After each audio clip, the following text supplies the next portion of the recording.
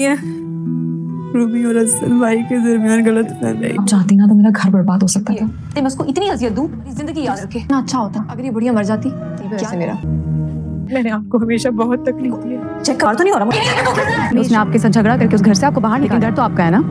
अच्छा मुझे ये बताओ पल दो पल ड्रामे की आने वाली एपिसोड में आप लोग देखने वाले हैं क्या अब रिदा की अकल ठीक होने लगी है।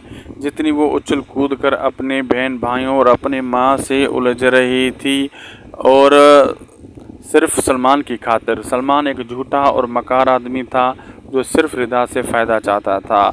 वो रिदा के सारे पैसे और जेवरात लूट लेगा, रिदा की इज़्ज़त ख़राब करेगा, फिर धक्के देकर उसे घर से निकाल देगा, कैद कर लेगा और निकाह भी नहीं करेगा। रिदा को ये सोचकर बहुत परेशानी होगी। रिदा अपनी ज़िंदगी खुद अपने हाथों से बर्बाद कर ही देगी और साथ ही अपने बहन भाइयों को भी मुतासर कर डालेगी।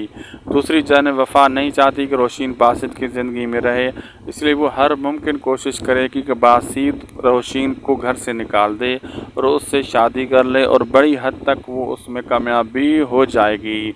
लेकिन एक ना एक दिन हकीकत सामने आनी है, जिसके बाद रिदा का मकार और मुनाफिक चेहरा सबके सामने आएगा और सबको फिर बासित की गलती का एहसास होगा।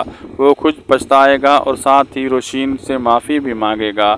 आप लोगों को ये ड्रामा कैसा लग रहा है, किसकी अदाकारी अच्छी लग रही है, कमेंट बॉक्स में अपनी कीमती राय ज़रूर तहरीर कीजिएगा। मज़ीद अपडेट्स के लिए चैनल को सब्सक्राइब कर लीजिए और साथ में मौजूद बेल आइकन को दबाना न भूलें ताकि हमारे चैनल पर आने वाली हर अपडेट का नोटिफिकेशन आप तक बआसानी पहुंचता रहे।